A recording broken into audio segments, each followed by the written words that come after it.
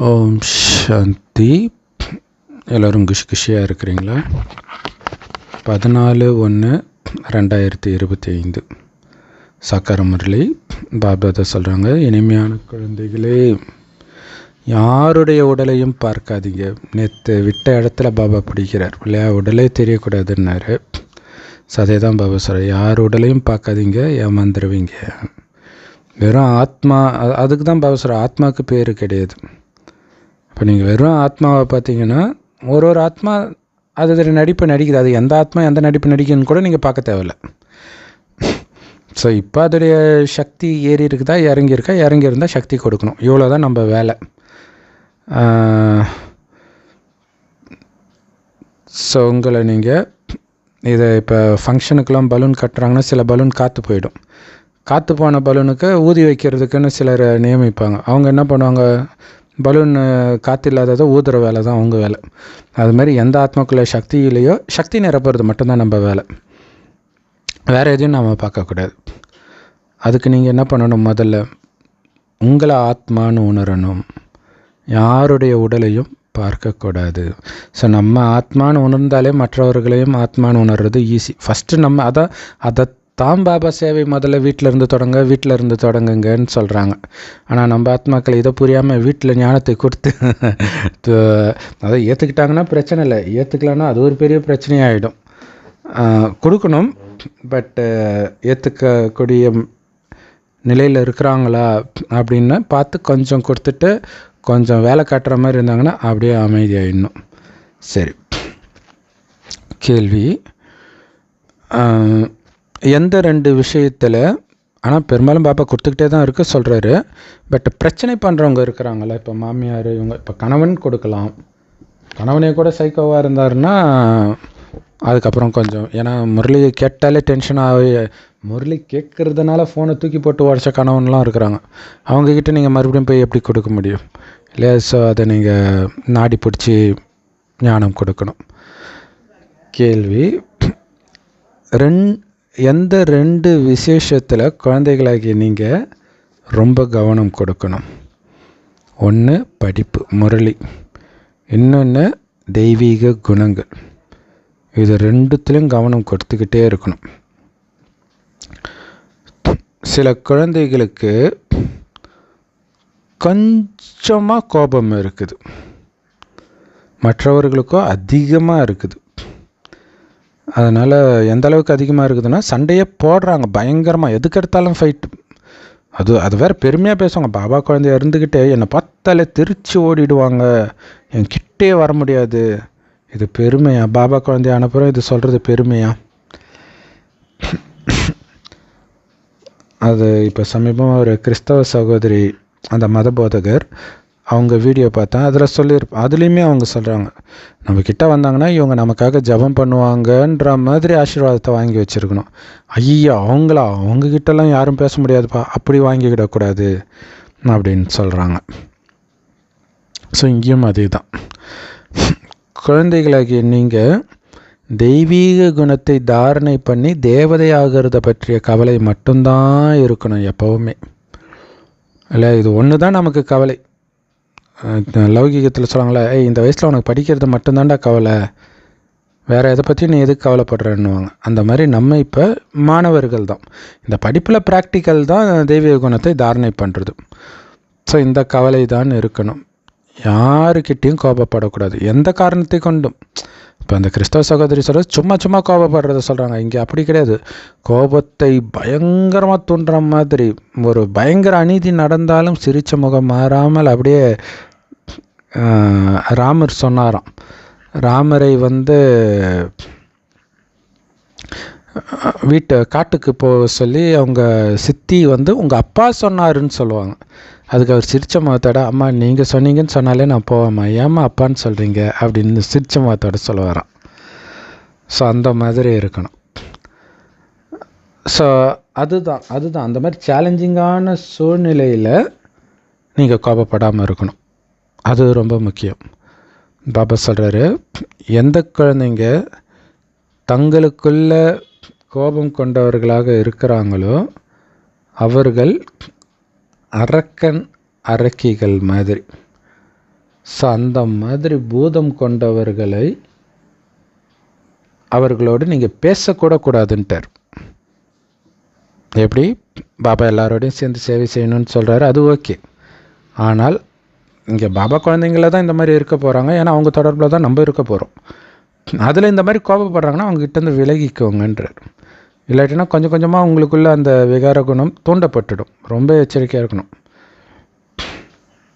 ஏன்னா இங்கே குணத்தை மாற்றிக்கிறதுக்காக நம்ம வந்திருக்கிறோம். பாடல். ஸோ அவங்களுக்கே புரியணும், சரி நம்ம கோபப்படுறதுனால அவங்க நம்மளை அவாய்ட் பண்ணுறாங்க அப்படின்ட்டு. ஸோ பாடல். என் பாக்கியத்தை எழுப்பி வந்திருக்கிறேன். ஓம் சாந்தி. குழந்தைங்க பாட்டு கேட்டிங்களா? ஸோ வேறு எந்த சத்சங்கத்திலையும் இந்த பாட்டுக்கெல்லாம் அர்த்தம் சொல்கிறதே கிடையாது. அது ஆக்சுவலாக சினிமா பாட்டு அல்லது பக்தி பாடலாக இருக்கும். பாபா தான் இங்கே அதை புரிய வைக்கிறார். அங்கே சும்மா வேதத்தை படிக்கிறாங்க, அவ்வளோதான். சீக்கியர்கள் கோயிலில் யார் கிரந்தத்தை படிக்கிறாங்களோ அவங்க அதிலிருந்து 2 லைனை எடுத்துக்கிட்டு அதுக்கு விஸ்தாரம் 2 மணி நேரம் பேசுகிறாங்க. இதே தான் கிறிஸ்தவர்களும் பண்ணுறாங்க. இப்போ நான் அந்த சும்மா அதுக்காக தான் பார்த்து அவங்க எப்படி தான் பேசுகிறாங்க பார்ப்போமேன்ட்டு. அங்கங்கே பைபிளில் இருக்கிற ஒரு மொத்தமாக ஒரு 4 லைன் எடுத்திருப்பாங்க, அவ்வளோதான். ஆனால் 2 மணி நேரம் பேசுகிறாங்க. அப்படியே பேசிக்கிட்டே நடுவில் கொஞ்சம் அப்படி பாட்டை ஒன்று போட்டுட்டு ஹல்லேலூயா ஹல்லேலூயான்னு வார்த்தைக்கு 4 தடவை சொல்கிறது, இப்படியே நேரத்தை ஓட்டிக்கிட்டு இருக்கிறாங்க. ஸோ இப்போ தான் தெரியுது எல்லா மதத்துலையும் இப்படி தான் பண்ணுறாங்க, சீக்கிய தர்மத்துலையும் இப்படி தான் பண்ணுறாங்கன்னு பாபா சொல்லும்போது தான் தெரியுது. ஸோ மற்றபடி எங்கேயுமே நம்ம பண்ணுற மாதிரி ரெக்கார்டு போட்டு அதுக்கு விளக்கம் கொடுக்கறது கிடையாது. பாபா புரிய வைக்கிறார். இதெல்லாம் பக்தி மார்க்கத்தின் பாடல்கள் இல்லையா? அவங்க என்ன பண்ணுறாங்க, அந்த இதில் இருந்து எடுத்து அதுக்கு விளக்கம் கொடுக்கணும்னு நினைக்கிறாங்க. ஆனால் பெரும்பாலும் அப்படி கிடையாது. ஏற்கனவே டாபிக் அவங்க ப்ரிப்பேர் பண்ணிவிட்டு வந்துடுவாங்க. எங்கெங்கேயோ எதையோ படித்து அஞ்ஞானி கூட நாஸ்திகன் கூட பேசியிருப்போம், அதெல்லாம் எடுத்துக்குவாங்க. ஒரு அன்பை பற்றி பேசுகிறோம், கணவன் மனைவி ஒற்றுமை பற்றி பேசுகிறோம் அப்படின்னா அதை எடுத்துக்குவாங்க. அதுக்கு சாதகமாக எங்கே பைபிளில் எங்கேயாச்சும் இருக்குதா, அது ஒரு 2-3 எடுத்துக்கிறாங்க. இதான் நடந்துகிட்ருக்குது எல்லா இடத்துலையும். இதில் என்னென்னா, அப்போ பைபிளில் எதுவுமே இல்லையா வெளியில் தேடுறதுக்கு? அப்போ அவங்களுக்கு தெரியல அதில் என்ன இருக்குதுன்றது அவங்களுக்கே தெரியல. அதான் விஷயம் இல்லையா? ஒரு கதையை எடுத்துக்கிட்டே அவங்க அழகாக பேசலாம். அது மாதிரி கதையை எடுக்கிறதே கிடையாது. சும்மா அங்கங்கே ஒரு லைன் எப்பயாச்சும் கதையை எடுப்பாங்க. அதுலேயும் அந்த கதையிலையும் ஒரு முக்கியமான பாயிண்ட்டை மட்டும் எடுத்துக்குவாங்க. ஃபுல் கதையும் கூட சொல்ல மாட்டாங்க. பக்தி வேற, ஞானம் வேற அப்படின்னு நமக்கு இப்போ தெரியுது. ஞானத்தை நிராகார சிவத்தந்தை மட்டும்தான் கொடுக்க முடியும். இல்லை, நம்ம மட்டும்தான் பாபா சொல்கிறத அப்படியே முழுசாக படிக்கிறோம் இல்லையா? மற்ற இடங்கள்லாம் அப்படி கிடையாது. ஒன்றும் கடவுள் சொல்கிறதே கிடையாது. அது பைபிளோ குரானோ ஏதோ ஒரு 2 லைனை வச்சுக்கிட்டு மணிக்கணக்காக பேசிகிட்டு இருப்பாங்க. அதில் வேறு எப்படி புரியாத கிறிஸ்டின்ஸு தமிழில் பேசிடுவாங்க. பட் முஸ்லீம்ஸ் பார்த்திங்கன்னா அரபில் பேசுவாங்க. அதேமாரி பிராமணர்கள் பார்த்திங்கன்னா சமஸ்கிருதத்தில் பேசுவாங்க. எதிர இருக்கிறவனுக்கு சமஸ்கிருதம் தெரியாதுன்னு தெரியும்ல, அரபு தெரியாதுன்னு தெரியும்ல, அப்புறம் எதுக்கு நீ அதை தப்பாக பேசினாலும் யாருக்கும் புரிய போகிறதில்ல. ஸோ நேரத்தை ஓட்டுறதுக்காக தான் அதை படிச்சுட்டு வந்திருக்கிறோன்னு காட்டுறதுக்காக அப்படி ஆயிடுச்சு. இந்த ஞானம் ஆன்மீக ஞானம், இது மட்டும்தான் ஆன்மீக ஞானம். பலவிதமான ஞானம் இருக்குது. சிலர் உங்ககிட்ட கேட்கலாம், இந்த கார்பெட் எப்படி செய்கிறாங்கன்னு உங்களுக்கு தெரியுமா அப்படின்னு கூட கேட்கலாம். ஏன்னா அது கூட ஞானம் தான் இல்லையா? ஸோ எல்லாத்தையும் பற்றிய ஞானமும் இருக்குது. அது மாதிரி அதெல்லாம் ஸ்தூலமான விஷயங்களை பற்றிய ஞானம். ஆனால் ஆத்மாவை பற்றியும் ஆத்மாவின் தந்தையை பற்றிய ஞானம் பாபா மட்டும்தான் கொடுக்குறாரு. அதை குழந்தைகளாகிய நாம் மட்டும்தான் தெரிஞ்சுக்கிறோம். அனைத்து ஆத்மாக்களுக்கு இதுதான் ஆன்மீக ஞானம். அனைத்து ஆத்மாக்களுக்கும் தந்தை ஒரே ஒருவர் தான். அவருக்கு ரூபம் இருக்குது, ஆனால் பார்க்குற அளவுக்கு பெருசாக இல்லை, கண்ணுக்கு தெரியாத சின்ன புள்ளி. ஸோ அந்த நிராகாரருடைய ரூபமாகத்தான் சாலிகிராமம் மாதிரி இருக்கும்ன்றார். ஸோ இது வந்து ஆரம்ப கால முரளியாக இருக்கும் இல்லையா? சாலிகிராமம் மாதிரி, சாலிகிராமம் லிங்கம் சின்னதாக இருக்கும் இல்லையா? ஆனாலும் பார்க்கக்கூடியது இல்லைன்ட்டார். பட் அந்த கண்ணுக்கு தெரியாமல் இருக்கிறதோடைய ஷேப் வந்து அப்படி சொல்கிறார், சாலிகிராமம் மாதிரி. அதை வச்சு தான் அந்த லிங்கம் ஷேப்பை உருவாக்குறாங்க. அவரை பரமாத்மா, நிராகாரர் அப்படின்னு சொல்கிறோம். ஏன்னா அவருக்கு மனித ரூபம் கிடையாது, மனித உடலை அவர் எடுக்கிறது கிடையாது. மற்ற எல்லாத்துக்கும் உருவம் இருக்குது, ஆனால் இருக்கிறதுல ரொம்ப சின்ன உருவம்னா அது ஆத்மாவுடைய ரூபம்தான். பரமாத்மாவுடைய ரூபமும் அதே சைஸ் தான். இதுதான் இயற்கையின் அதிசயம்னு பாபா சொல்கிறார். ஆத்மா எவ்வளவு சின்னது, அதை வந்து இந்த கண்களால் பார்க்கவே முடியாது, அவ்வளோ சின்னது. ஸோ குழந்தைங்களுக்கு இந்த தெய்வீக பார்வை கொடுத்திருக்கிறார் பாபா. இதன் மூலமாக அனைத்தையும் உங்களால் பார்க்க முடியும். திவ்ய திருஷ்டி கொடுத்திருக்கிறார். ஸோ இதன் மூலமாக கடந்த காலத்தில் யார் வாழ்ந்தார்கள் பார்க்க முடியும் இல்லையா? அது புரிஞ்சிக்கிறது தான், புத்தினால் புரிஞ்சிக்கிறது. ஸோ புத்தின்ற பார்வையை தான் கொடுத்துருக்கிறார்.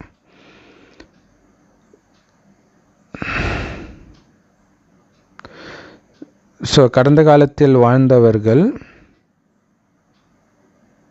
அது கடந்ததாக ஆயிடுச்சு. ஸோ மீண்டும் பாபா வந்திருக்கிறார்.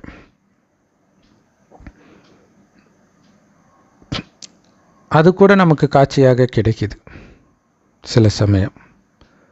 அவர் ரொம்ப ரொம்ப ரொம்ப ரொம்ப ரொம்ப சூக்ஷ்மம், அதிநுட்பம், அவ்வளோ சின்னது பாபா.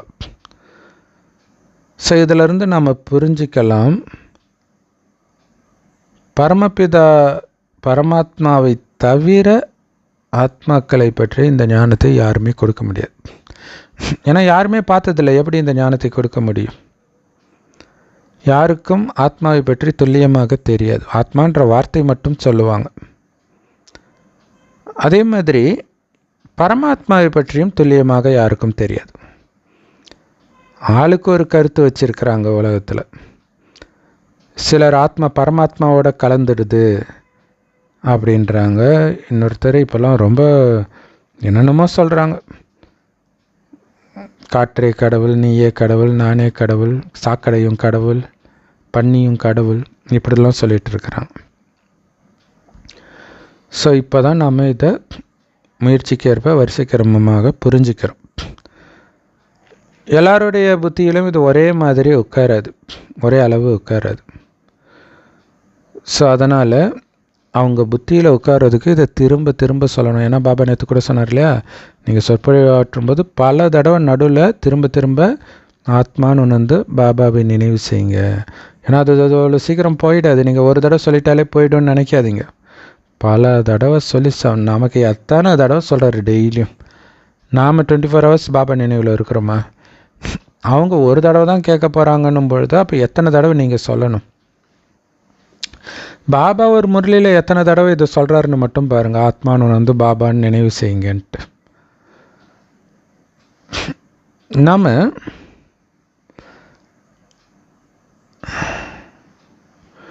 பாருங்களாம், இது வந்து பாபா மற்றவங்க புத்தியில் உட்காரதை பற்றி நேற்று சொன்னார், திரும்ப திரும்ப சொல்லுங்கன்ட்டு. இப்போ உங்கள் புத்தியில் உட்கார வைக்கிறதுக்கே திரும்ப திரும்ப நீங்கள் இதை உட்கார வைக்கணுன்றார். நான் ஆத்மா, என்னுடைய அப்பா பரமாத்மா, அந்த பரமாத்மாவுடைய குழந்தை நான், திரும்ப திரும்ப சொல்லி சொல்லி இதை புத்தியில் உட்கார வைக்கணும். மைண்டுக்குள்ளே ரிப்பீட் பண்ணிக்கிட்டே இருக்கணும். நாம் எல்லோரும் ஆத்மாக்கள், நம்முடைய 84 பிறவிகளின் பாகங்களை நாம் நடித்தோம்.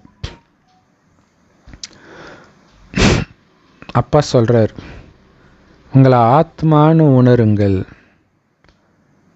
பரமபிதா பரமாத்மாவாகிய என்னை தெரிஞ்சுக்கோங்க, பிறகு என்னை நினைவு செய்யுங்க. இல்லை தெரிஞ்சுக்கிட்டு நினைவு பண்ணணும், அது ஒன்று இருக்குது இல்லை. அவர் ஒளிப்புள்ளியாக இருக்கார் நினைங்கன்னா என்ன இது? அவரை பற்றி தெரிஞ்சுக்கணும்ல, அவர் என்ன கொடுக்குறாரு, அவருடைய குணம் என்ன, அதெல்லாம் நினச்சி பார்த்துக்கிட்டே இருக்கணும். நான் இந்த பிரம்மாவின் உடலில் உங்களுக்கு ஞானத்தை கொடுக்குறேன். ஏன்னா குழந்தைங்க தன்னை ஆத்மானு உணர மாட்டுறீங்க, அதனால தான் உங்களுடைய பார்வை உடலை நோக்கி போகுதுன்ற. நம்மள ஒரு ஒளிப்புள்ளின்னு நினச்சிங்கன்னா எதிர இருக்கிறவங்க ஒளிப்புள்ளின்றது உங்களுக்கு ஞாபகம் வந்துடும்.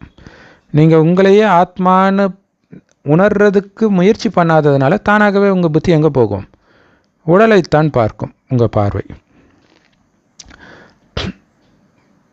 ஸோ பாபா சொல்கிறாரு, இந்த பிரம்மா உடல் இருக்குது இல்லையா, அதையும் நீங்கள் பார்க்கக்கூடாது, அவருக்கும் உங்களுக்கும் எந்த சம்மந்தமும் கிடையாதுன்ற. இதை எதுக்கு சொல்கிறாருன்னா, உள்ளே நான் பேசிக்கிட்டு இருக்கிறேன்றதுக்காக சொல்கிறார். அதுக்கப்புறம் பிரம்மாவுக்கு நீங்கள் மரியாதை கொடுக்கணும், அவர்கிட்ட இந்த வரம் வருது, அதெல்லாம் பின்னாடி சொல்லிகிட்டு இருக்கிறார். பட் இது ஏபிசிடி பாடம், இப்போதைக்கு கட் பண்ண வைக்கிறார். பிரம்மா கிட்டேருந்து கவனம் உள்ளே இருக்கக்கூடிய சிவபாபா கிட்ட போகணுன்றதுக்காக இதை சொல்கிறார். அதை புரிஞ்சுக்கணும்.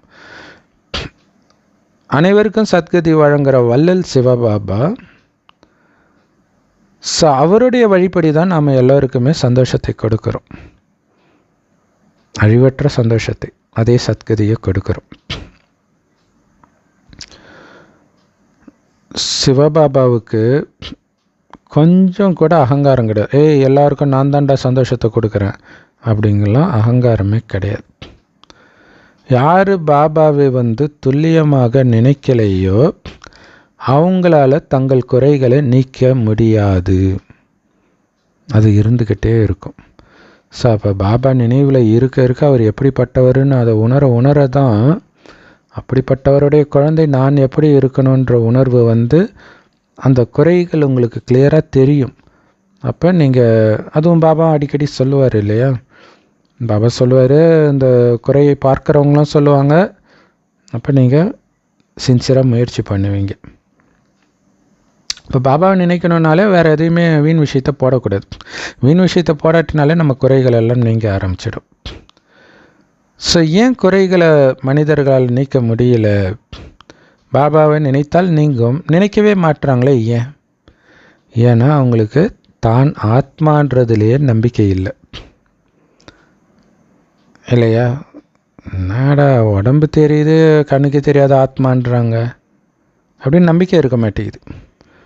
ஸோ மனிதர்களுக்கு ஆத்மாக்களை பற்றியும் தெரியல, பரமாத்மாவை பற்றியும் தெரியல. பாரதவாசிகள் தான் உலகத்தையே கெடுத்தது கடவுள் எங்கும் நிறைந்தவர்னு சொல்லி. ஸோ உங்களில் சேவாதாரிகளாக யார் இருக்கிறீங்களோ அவங்க தான் இதெல்லாம் புரிஞ்சுக்கிறீங்க, மற்றவங்க அந்தளவுக்கு புரிஞ்சுக்கிறது கிடையாது. இல்லை, நல்ல சேவை செய்யக்கூடிய குழந்தைங்களுக்கு தான் இது புரியுது. குழந்தைங்க மட்டும் கரெக்டாக முழுசாக பாபாவை அடையாளம் கண்டுக்கிட்டீங்க அப்படின்னா அவரை நினைப்பீங்க, தெய்வீக குணத்தை தாரணை பண்ணுவீங்க. அப்போ பாருங்கள், அப்போ நீங்கள் முழுசாக அவரை அடையாளம் கண்டுக்கலைன்னு அர்த்தம். அவர் யாருன்னு உங்களுக்கு தெரியல இல்லையா? எவ்வளோ கூட்டம் அலமோதுது. இதோ இப்போ மகா கும்பமேளாவுக்கு 40 கோடி பேர் ஒரு நதியில் குளிக்க போகிறாங்க.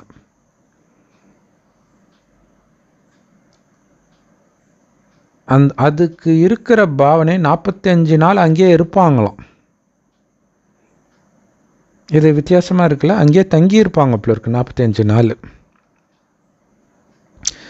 எத்தனை நாள் நதிக்கரையில் தங்கினாலும் என்ன கிடைக்க போகுது? ஆனால் நல்ல வேலையாக பிரம்மகுமாரிகள் அங்கே ஒரு பெரிய பிரம்மாண்டமான ஸ்டால் போட்டிருக்கிறாங்க. ஸோ நிறைய பேர் மாறுறதுக்கு வாய்ப்பு இருக்குது, கேட்கணும். ஆனால் ஒரே விஷயத்தையே சொல்லாமல் அடுத்த நாள் கேட்டவங்களுக்கு அங்கேயே முரளியும் எடுக்கணும், அது ரொம்ப முக்கியம். குழந்தைங்க துல்லியமாக பாபாவை நினைவு செய்கிறீங்க அப்படின்னா அவரை நினைக்கிறது மட்டும், அதை துல்லியமாக அடையாளம் கண்டுக்கிட்டீங்க அப்படின்னா அவரை நினைக்கிறது மட்டும் இல்லை, தெய்வீக குணங்களையும் தாரணை பண்ணுவீங்க. ஸோ அப்போ அவர் எப்படிப்பட்டவர், அவருக்கு எனக்கு என்ன உறவு அப்படின்னு தெரிந்தால் அவருடைய குணமே உங்களுடைய குணமாக மாற்றுவீங்க. ஆனால் அந்த புரிதல் இல்லாததுனால தான் நீங்கள் மாற்றிக்க மாட்டீங்க. ஸோ இதெல்லாம் கண்ணுக்கு தெரியாத, உடல் இல்லாத சிவபாபா உங்களுக்கு புரிய வைக்கிறார். இது புத்தம் புதிய விஷயம் இல்லையா? உடலே இல்லாதவர் உடலை எடுக்காதவர் புரிய வைக்கிறாருன்றது. ஸோ கண்டிப்பாக பிராமணர்கள் இந்த ஐக்கியத்திற்கு தேவை, இந்த செய்தியை மற்றவர்களுக்கு எடுத்துகிட்டு போகிறதுக்கு. ஏன்னா உலகத்தில் யாருக்குமே பிரஜாபிதா பிரம்மாவுடைய குழந்தைகள் எப்போ வாழ்ந்தார்கள்னு தெரியாது. இந்த ஸ்தூல லௌகீக பிராமணர்கள் நிறைய பேர் இருக்கிறாங்க. அது எல்லாமே கர்ப்பத்தின் மூலமாக பிறந்தவர்கள், கர்ப்ப பிறப்புகள். அவங்க ஒன்றும் பிரம்மாவின் வாய் வழியாக பிறந்த குழந்தைகள் கிடையாது. ஸோ நீங்கள் தான் பிரம்மாவின் வாய் வழியாக பிறந்த குழந்தைகள், பிரம்மகுமார் குமாரிகள். ஸோ அந்த குழந்தைங்களுக்குத்தான் கடவுளின் ஆஸ்தி கிடைக்கிது, கடவுள்கிட்ட இருந்தே நேரடியாக கிடைக்கிது. ஏன்னா பிரம்மா மூலமாக தான் கடவுள் இந்த ஞானத்தை கொடுக்குறார். ஸோ அப்போ பாருங்கள், அவங்களே பிரம்மா வாய் வழியாக பிறந்தவர்கள் பிராமணர்கள்னு வேதத்தில் இருக்குது, உபநிடதத்தில் இருக்குது, நானே படிச்சிருக்கிறேன். அப்போ பிரம்மா வாய் வழியாக பிறந்தவங்க தான் பிராமணர்கள், அவர்கள்தான் உயர்ந்தவர்கள் அப்படின்னா, அப்போ பிரம்மா மூலமாக ஒரு அற்புதமான காரியம் நடந்திருக்குதுன்னு அதில் நிரூபணமாகுது இல்லை? பிரம்மாவுக்கு பிறந்ததுனால தான் அவங்க உயர்ந்தவர்கள். அப்போ ஏன் பிரம்மாவுக்கு பிறந்ததுனால உயர்ந்தவர்கள்? அப்போ பிரம்மா மூலமாக பேசியது கடவுள், அதனால் உயர்ந்தவர்கள் இல்லையா? ஒட்டுமொத்த உலகத்திலும் எல்லாரையும் விட உயர்ந்தவர்கள் நாம்.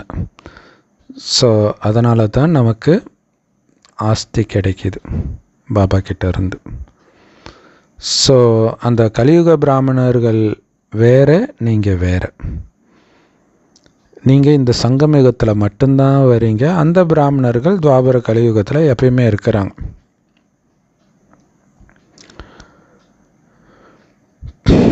சங்கமயுக பிராமணர்கள் முற்றிலும் தனிப்பட்டவர்கள். பிரஜாபிதா பிரம்மாவுக்கு எத்தனை குழந்தைகள்? லௌகீக தந்தையை கூட பிரம்மான்னு சொல்லுவாங்க. ஏன்னா அவர் கூட தன்னுடைய குழந்தையை படைக்கிறார் இல்லையா? அது உடலோடு சம்பந்தப்பட்டதாக இருக்குது. ஏன்னா அந்த குழந்தையுடைய உடலைத்தான் கொடுக்குறார் அவர், மற்றபடி ஆத்மா எப்பவுமே தான் இருக்குது. ஆனால் இந்த தந்தை சிவபாபா சொல்கிறாரு, எல்லா ஆத்மாக்களும் என்னுடைய குழந்தைகள், நீங்கள் என்னுடைய இனிமையிலும் இனிமையான ஆன்மீக குழந்தைகள் அப்படின்னு சொல்கிறார். இதை உங்களால் மற்றவங்களுக்கு புரிய வைக்க முடியாதா? ரொம்ப ஈஸி தானே. சிவபாபாவுக்கு அவருக்குன்னு சொந்த உடல் கிடையாது. மனிதர்கள் அவருடைய பிறந்த நாளை கொண்டாடுறாங்க. ஆனால் அவர் தான் உடலை எடுக்கலையே. நீங்கள் பார்க்குற மாதிரி உடல் அவருக்கு இல்லையே. அப்போ எப்படி பிறந்திருப்பார்? தெரியாமலே கொண்டாடுறாங்க சிவராத்திரி. அவரை தவிர எல்லாருக்கும் உடல் இருக்குது. எல்லா ஆத்மாக்களுக்கும் அவங்கவுங்களுக்குன்னு சொந்தமாக உடல் இருக்குது. அந்த உடலுக்குத்தான் பேர் கொடுக்குறாங்க. சிவபாபா உடலை எடுக்காததுனால தான் அவரை சதா சிவம் அப்படின்னு சொல்கிறாங்க. சதா கிருஷ்ணர்னு சொல்லலை. ஏன்னா அவர் அதே உடலில் இருக்க போகிறது கிடையாது. பேர் மாறிக்கிட்டே இருக்கும் உடல் மாற மாற. ஆனால் சதா சிவம்னு சொல்வதற்கு முக்கியமான காரணம் சதா ஜோதியாகவே உடலற்றவராகவே இருக்கிறார்.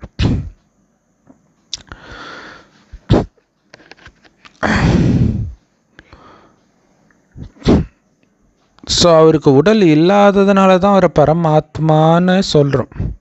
ஆனால் இவங்க கிருஷ்ண பரமாத்மான்னு சொல்லிடுறாங்க. அவருக்கு தான் உடம்பு இருக்குது, அவர் எப்படி பரமாத்மா ஆனார்? அவரை ஏன் பரமாத்மான்னு கூப்பிடணும் முதல்ல? இல்லை, உடல் இல்லாதவரை தான் ஆத்மான்னு சொல்லி பேர் சொல்லி கூப்பிடுவாங்க. ஸோ அந்த பரமாத்மாவுடைய பேர் சிவன். ஒருபொழுதும் அந்த பேர் மாறுறது கிடையாது. காரணம், அவர் உடலை எடுக்கிறது கிடையாது. ஒருத்தர் உடலை மாற்றும் பொழுது, அதாவது மறுபிறவை எடுக்கும் பொழுது தான் அவருடைய பேர் மாறுது, இன்னொரு உடலை எடுத்த உடனே.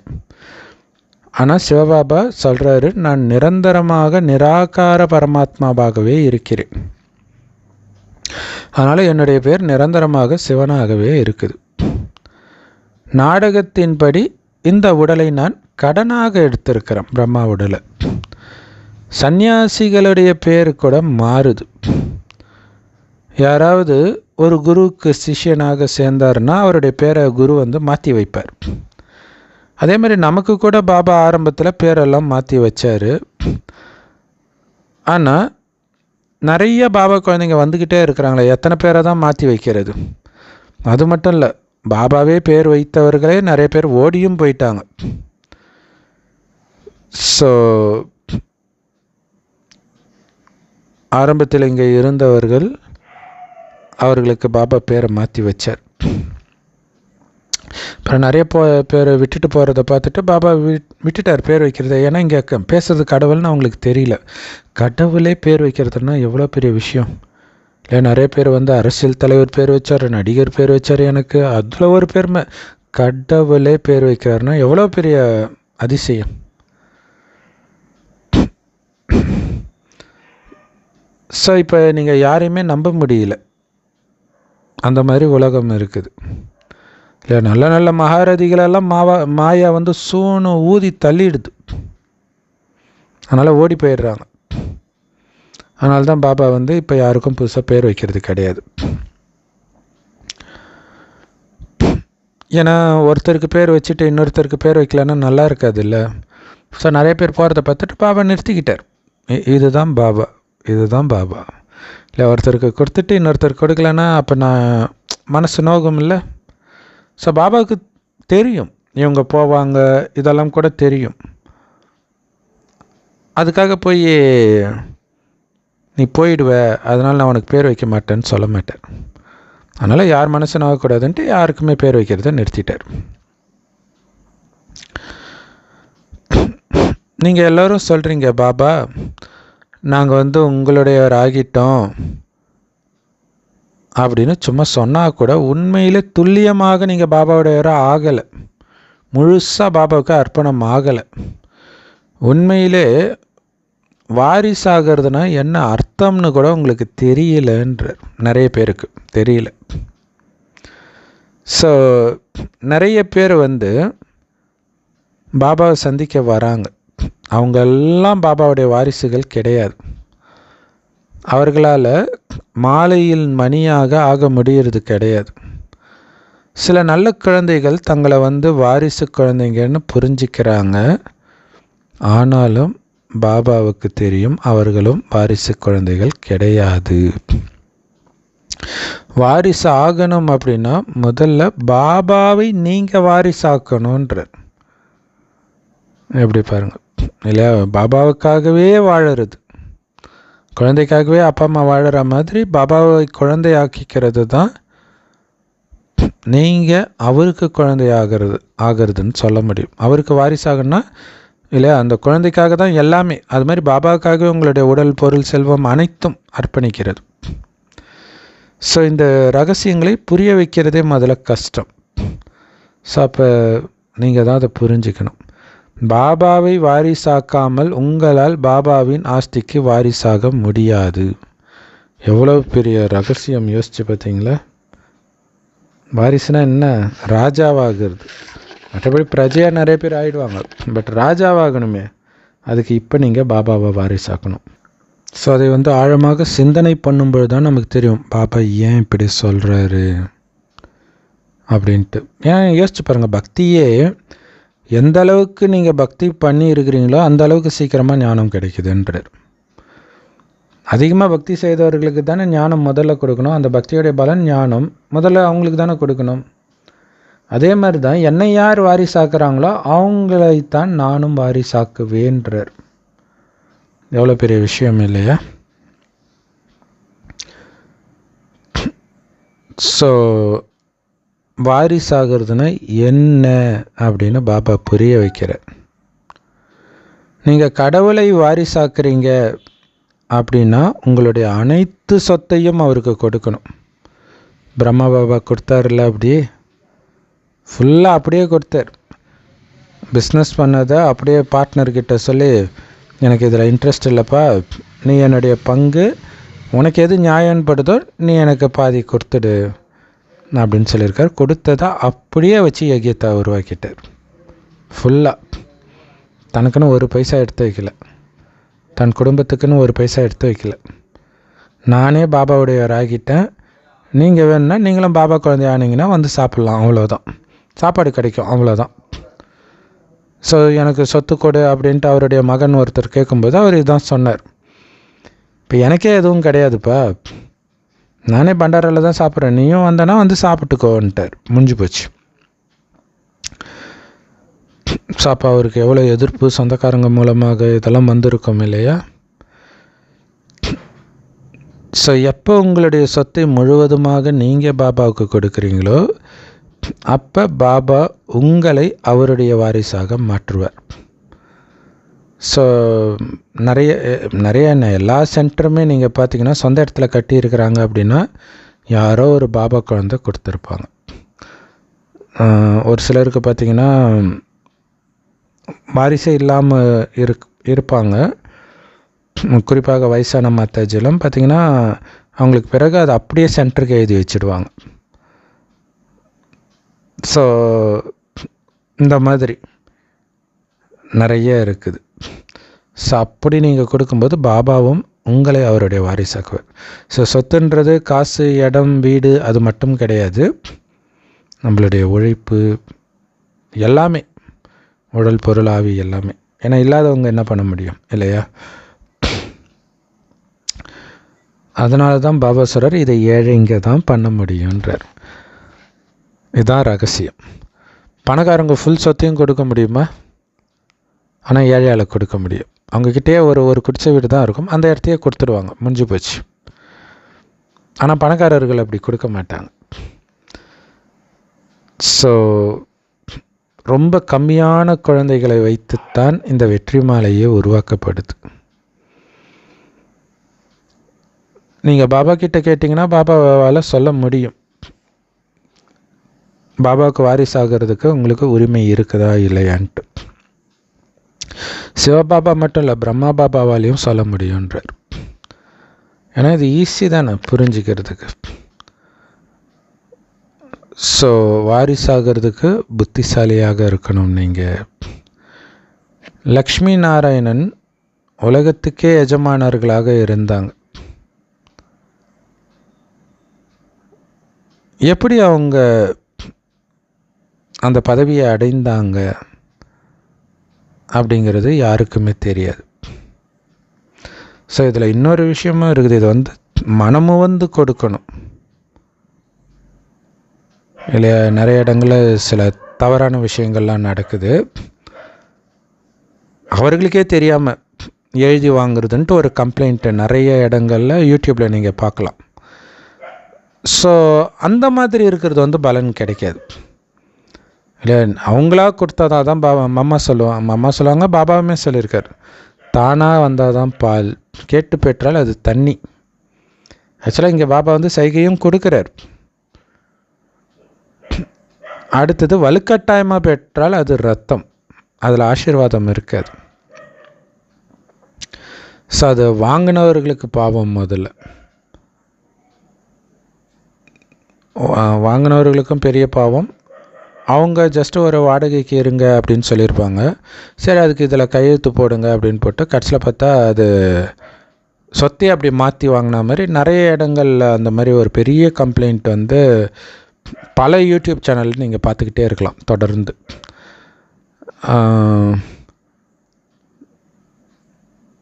ஸோ அப்போ நமக்காக நாம் கொடுக்குறோம்.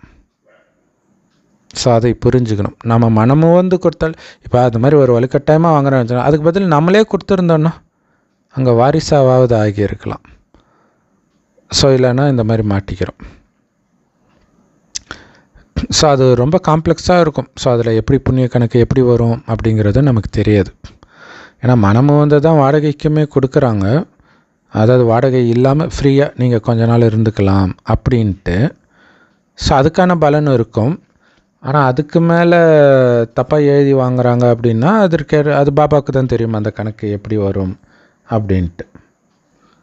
லக்ஷ்மி நாராயணன் உலகத்தின் எஜமானர்களாக இருந்தாங்கன்னு நமக்கு பார்க்குறோம். ஆனால் அவங்க எப்படி அந்த எஜமானத்தன்மையை அடைஞ்சாங்க அது யாருக்கும் தெரியாது. அப்படி அடையிறது தான் நம்மளுடைய லட்சியம். ஸோ அந்த படத்தை தான் பார்த்து பார்த்து போதை ஏற்ற சொல்கிறார். யாரோட ஃபோட்டோ? அது என்னோடய ஃபோட்டோன்னு நினைக்கணும். இது மம்மா பாபாவுடைய ஃபோட்டோ அப்படின்னு நினைக்கக்கூடாது. மம்மா பாபா மட்டும்தான் லக்ஷ்மி நாராயணன் ஆவாங்கன்னு பாபா சொன்னார். அல்லது மம்மா தான் இப்போ எங்கே இருக்கிறாங்கன்னு தெரியுமா? ஒழிச்சு வச்சுருக்கிறேன்னு தானே சொல்கிறாங்க. அந்த மம்மா நானே நினச்சிக்கோங்க. இல்லை, எதெல்லாம் போதையை கொடுக்குமோ அதெல்லாம் அந்த யுக்தியெல்லாம் நீங்கள் பயன்படுத்துங்க. ஸோ அந்த லக்ஷ்மி நாராயணனாகத்தான் நீங்கள் ஆகணும். நான் சூரிய வம்ச லக்ஷ்மி நாராயணனாக ஆவேனே தவிர சந்திரவம்ச ராமர் சீதையாக ஆக மாட்டேன் அப்படின்னு தானே குழந்தைங்க சொல்கிறீங்க. ராமர் சீதையை வேதங்களில் ரொம்ப நிந்தனை பண்ணி வச்சிருக்கிறாங்க.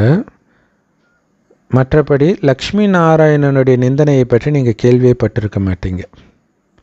அவங்கள பற்றி எந்த கதையுமே இருக்காது. ஃபஸ்ட்டு ராதை கிருஷ்ணரை பற்றி இருக்குமே தவிர லக்ஷ்மி நாராயணனை பற்றியே இருக்காது.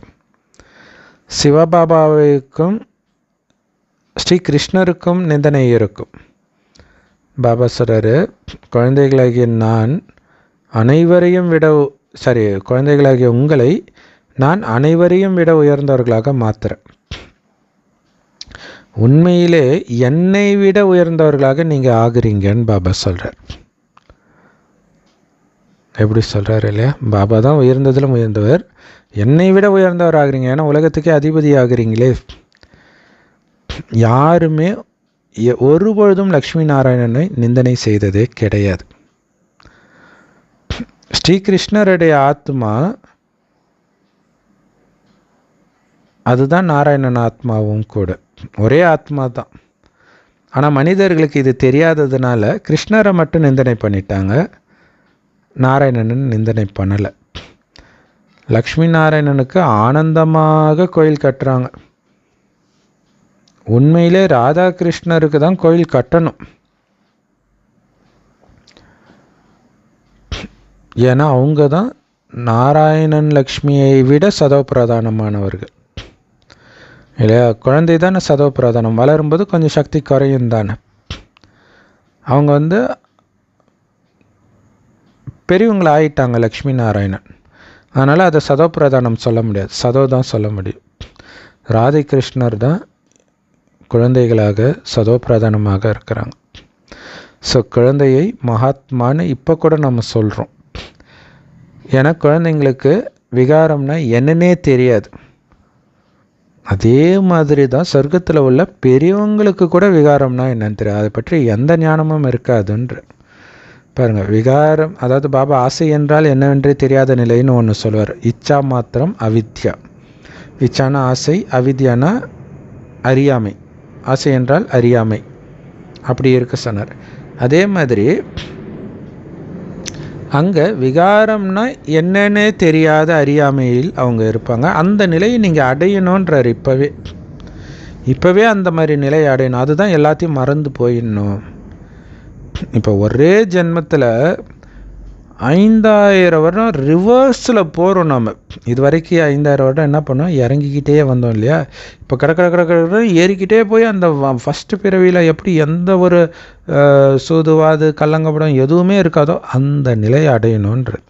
இப்போ இது எவ்வளோ பெரிய இலக்கு! இது இல்லை சாதாரண விஷயம் கிடையாது. ஏணிப்படியிலேருந்து இறங்குறது ஈஸி, ஏறணும் இது சாதாரண ஏணி இல்லை, வழுக்கு ஏணி. இதில் கால் வைக்கிறது கூட இடம் கிடையாது. அப்படியே பிடிச்சிட்டு அந்த வழுக்கு மரம் ஏறுவாங்களே அந்த இது. அப்போ எவ்வளோ ஜாக்கிரதையாக இருக்கணும். ஸோ இந்த 5 விகாரங்களே சொர்க்கத்தில் இருக்காது. விகாரம்னா என்னன்னே அவங்களுக்கு தெரியாது. இப்போ இது இரவாக இருக்குது. இரவில் தான் இந்த காம விகாரம் இருக்கும். ஸோ ஜென்ரலாகவே இந்த கலியுக இரவையும் வச்சுக்கலாம், ஜென்ரலாக இந்த 24 மணி நேரத்தில் வர நைட்டையும் வச்சுக்கலாம். தேவதைகள் பகலில் இருக்கிறாங்க. ஸோ அதனால் அங்கே விகார உணர்வே இருக்காது. ஸோ இது ஒரு காரணம் துவாபர கலியுகத்தை இரவுன்னு சொல்கிறதுக்கு, காமம் வர்றதுனால.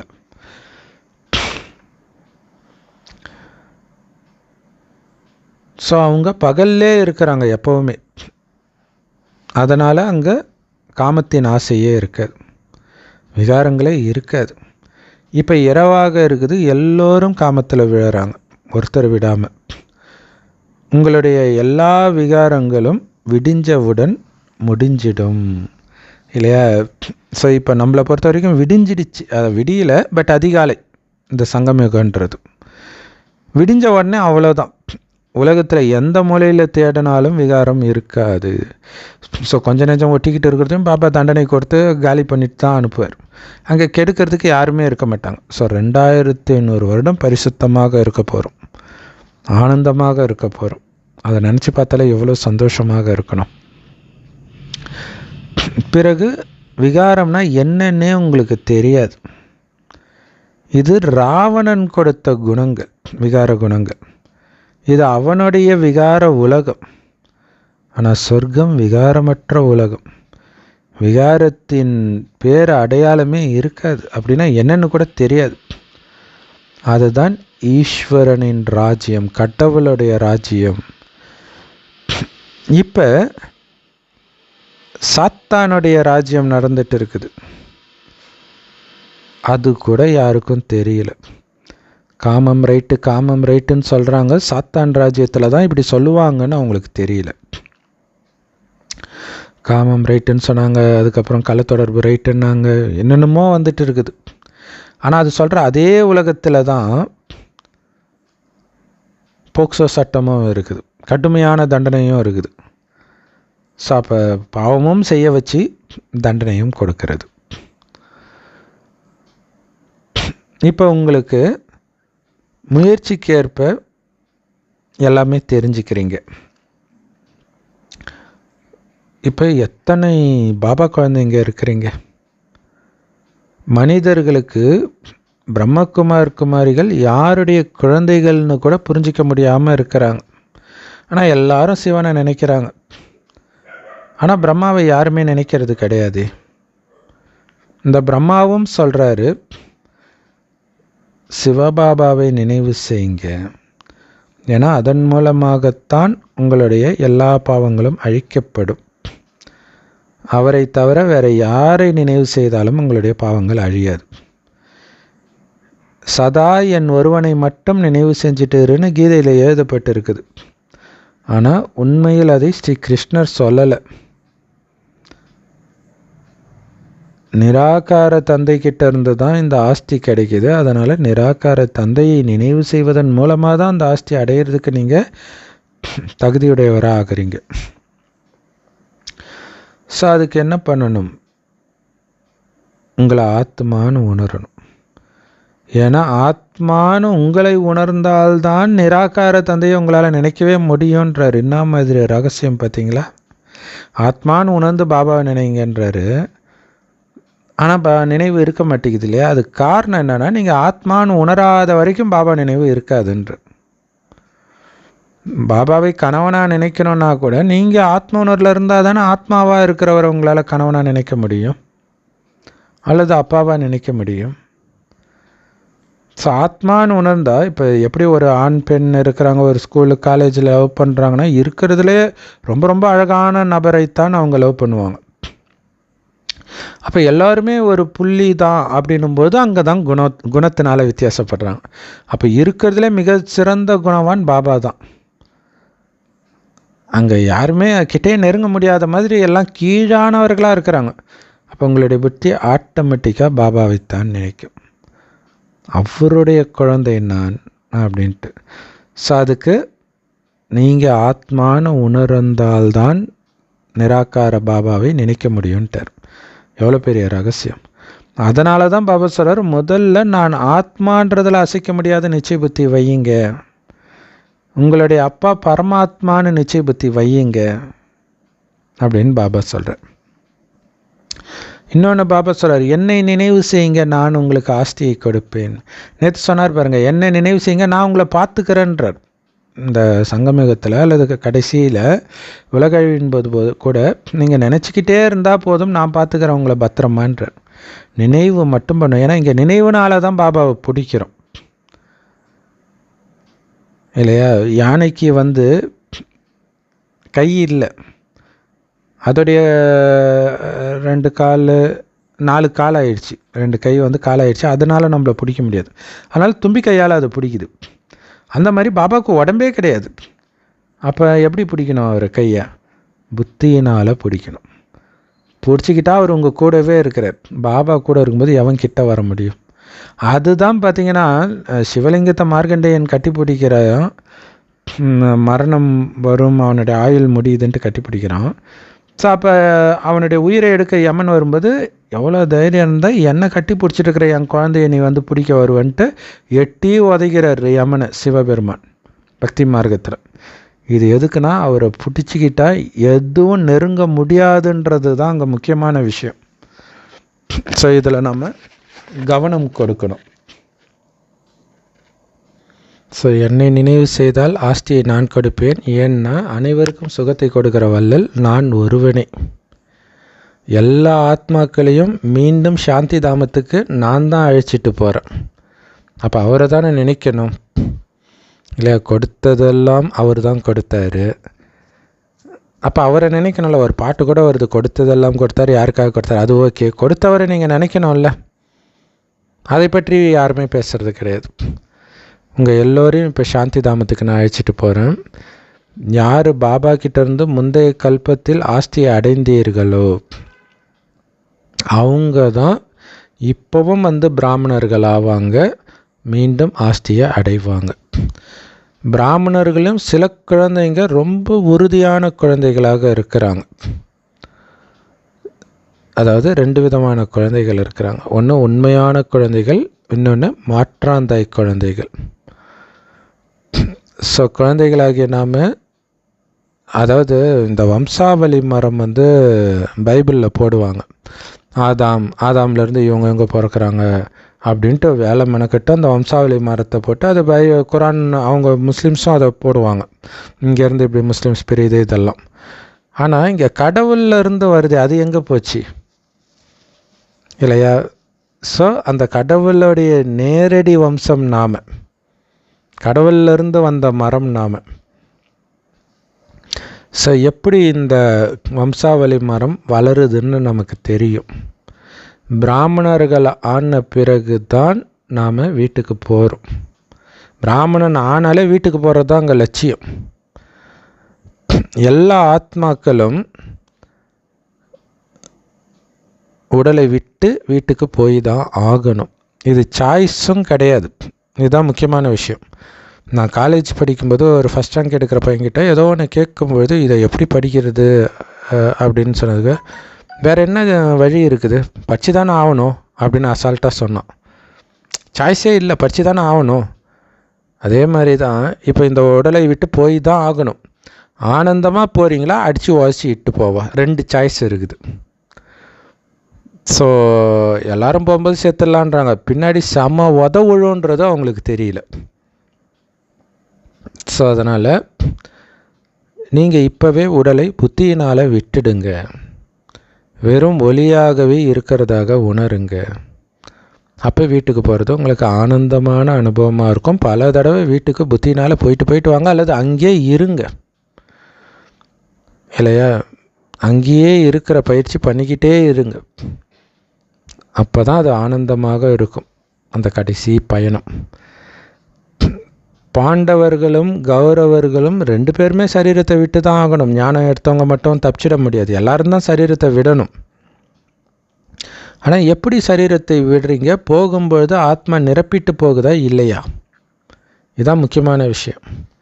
ஸோ இந்த ஞானத்தின் சமஸ்காரத்தை நீங்கள் எடுத்துகிட்டு போகிற காரணத்தினால அதோடைய பலனும் அதற்கேற்பவே இருக்கும். நீங்கள் எந்த மாதிரி சமஸ்காரத்தை நிரப்பிக்கிறீங்க, அப்படியே பாபாவுடைய குணம் எதுவோ அதே மாதிரி உங்களுடைய குணத்தை நிரப்பிக்கிட்டிங்கன்னா சம பலன் கிடைக்கும். இல்லை அந்த கலியுகத்து குணம் நிறைய ஒட்டிக்கிட்டு இருக்குதுன்னா அதுக்கேற்ற மாதிரி உங்களுடைய பதவி குறையும், தண்டனை கிடைக்கும், எல்லாமே இருக்கும். ஸோ இதுவும் நாடகத்தில் பதிவாகி இருக்குது இல்லையா? இந்த சமஸ்காரத்திற்கு ஏற்ப தான் உங்களுடைய பலன் கிடைக்கும்ன்றது நாடகத்தில் பதிவாகி இருக்குது.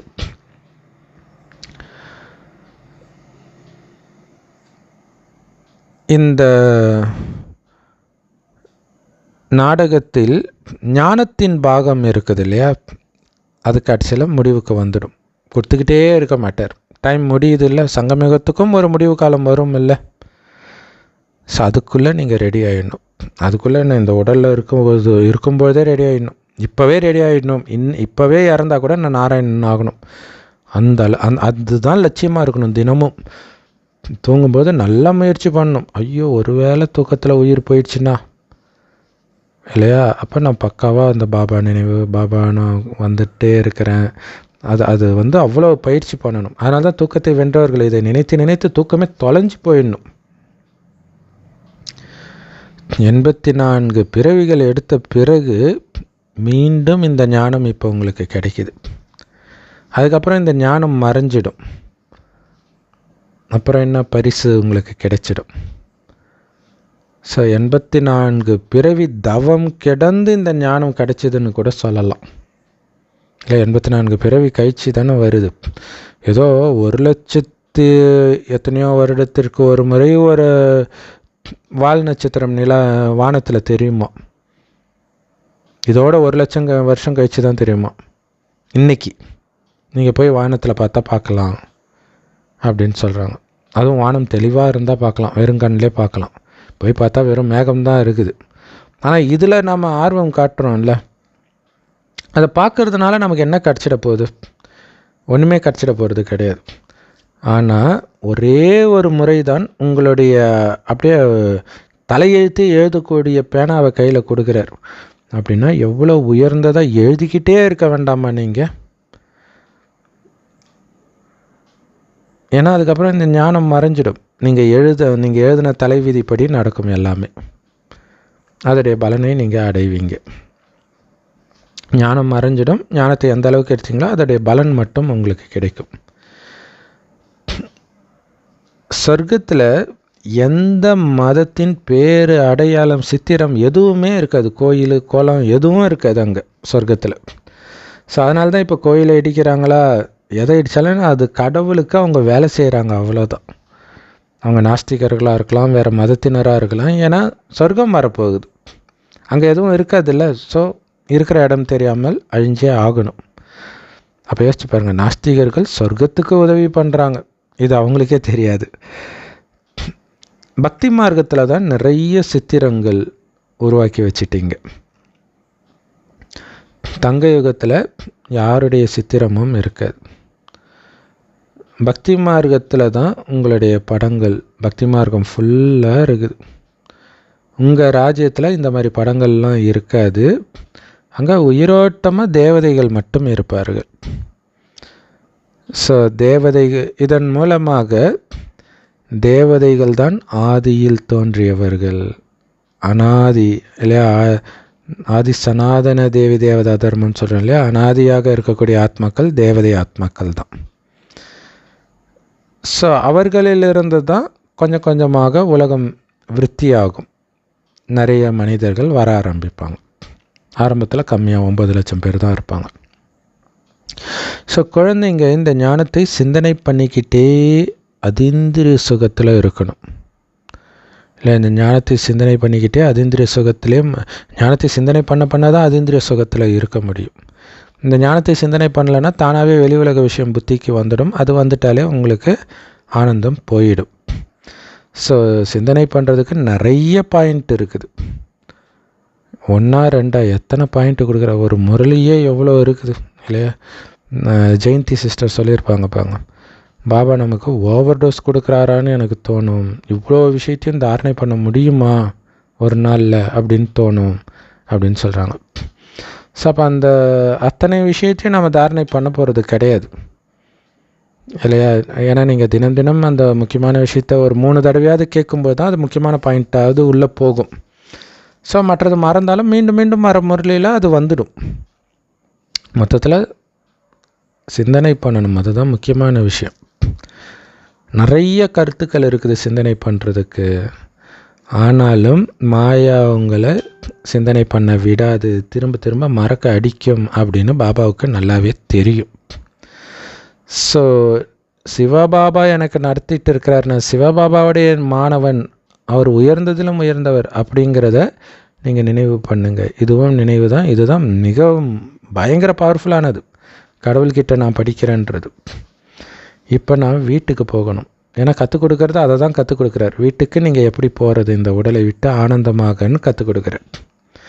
அதை தான் முக்தி கொடுப்பவர் சிவன்ட்டு பக்தியிலும் சொல்லுவாங்க. ஆனால் முக்தி மட்டும் இல்லை, அவர் ஜீவன் முக்தியும் கொடுக்குறார். ஸோ இந்த விஷயங்களை எல்லாம் ஞாபகம் வச்சுக்கிறது ஒன்றும் கஷ்டம் கிடையாது, ரொம்ப ஈஸி. எல்லாமே நீங்கள் எந்த அளவுக்கு நினைவு பண்ணுறீங்க, திரும்ப திரும்ப மனசில் அசைப்போடுறீங்கன்றதை பொறுத்து தான் இருக்குது. தெய்வீக குணங்களை தாரணை பண்ணணும், தேவதை ஆகணும்.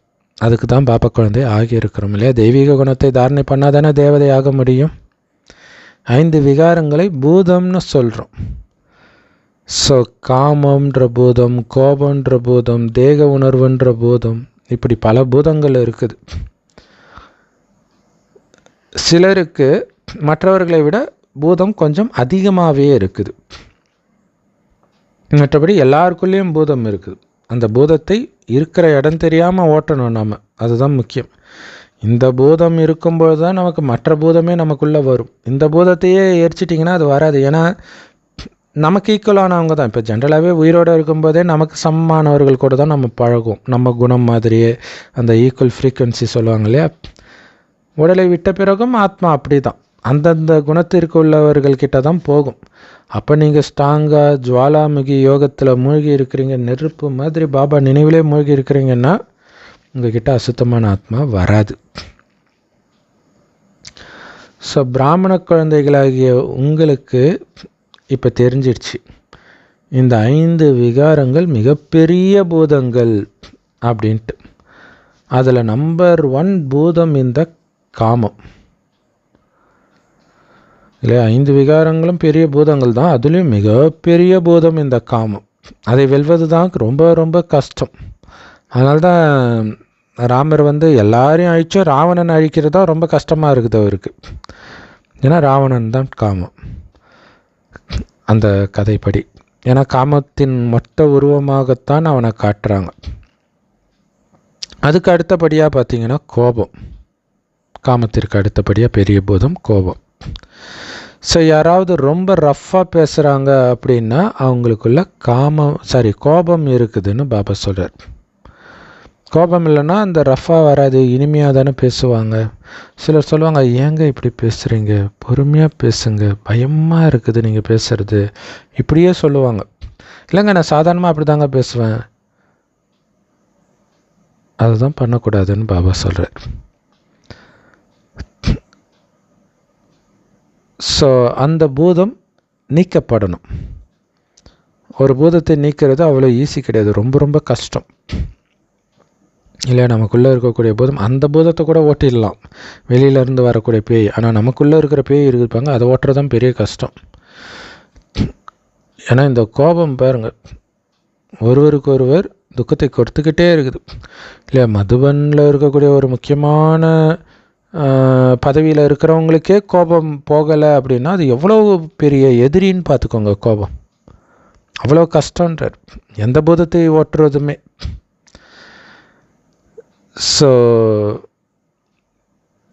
இந்த காமத்தினாலையும் கோபத்தினாலையும் அனுபவிக்கிற மாதிரி துக்கத்தை மனிதர்கள் பற்றுனால அனுபவிக்கிறது இல்லைன்றார்.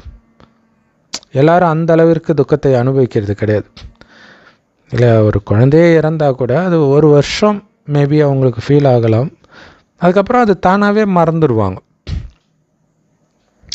ஆனால் இந்த காமம் கோபம் அப்படி கிடையாது. யாருக்கு பற்று இருக்குதோ அவங்க தான் துக்கத்தை அனுபவிப்பாங்க அப்படின்னு பாபா சொல்றார்.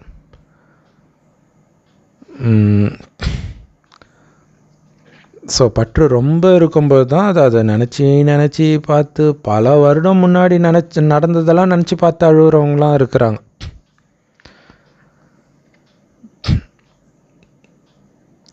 ஸோ பற்று இல்லாமல் துக்கம் வராது. அதனால தான் பற்றையும் பாபா விட சொல்கிறார். ஆனால் பற்று உங்களுக்கு தான் துக்கத்தை கொடுக்குது, மற்றவர்களுக்கும் கொடுக்கும்.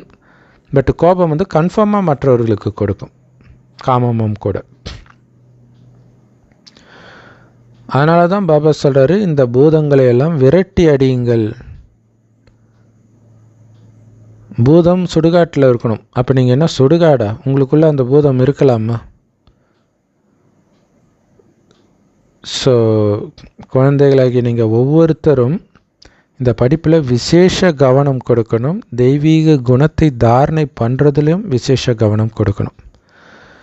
சில குழந்தைகளுக்கு அம்சம் மாத்திரம் கூட கோபம் கிடையாதுன்றார். பாபாவே சொல்கிறார் பாருங்கள். ஸ்லைட்டாக கூட கோபம் இல்லாத குழந்தைகளும் இருக்கிறாங்க. ஸோ மற்றவர்கள் கோபத்தினால ரொம்ப சண்டை போட்டுட்டு இருக்கிறாங்க. நம்ம பார்க்கலாம் இல்லையா, அஞ்ஞானிகளே கூட அந்த மாதிரி கோபம் இல்லாதவர்கள்லாம் இருக்கிறத பார்த்து ஆச்சரியப்பட்டிருக்கிறோம். ஸோ தெய்வீக குணத்தை எப்படி தாரணை பண்ணி நான் தேவதை ஆகிறது, உயர்ந்த பதவி அடையிறதுன்றதை பற்றி குழந்தைங்க சிந்தனை பண்ணிக்கிட்டே இருக்கணும் இல்லையா. எனக்குள்ளே என்ன அசுர குணம் இருக்குது, அதை அழிக்கிறதுக்கு நான் என்னெல்லாம் பண்ணணும். ஸோ எது பண்ணாலும் மெயினாக அந்த பாபா நினைவு கட்டாகாமல் பார்த்துக்கிட்டிங்கனாலே அசுர குணம் போயிடும். ஸோ தெய்வீக குணத்துக்கு கொஞ்சம் கவனம் இன்னும் கூடுதலாக கொடுக்கணும். ஏன்னா அந்த நீங்கள் பேசுகிறது இனிமையாக இருக்குதா அப்படிங்கிறத நீங்கள் அதற்கேற்ற மாதிரி பேசணும். அந்த மாதிரி பேசுகிறவங்க உங்கள் தொடர்பில் வந்தவங்களெல்லாம் யோசித்து பார்த்து அந்த மாதிரி பேச கற்றுக்கணும்.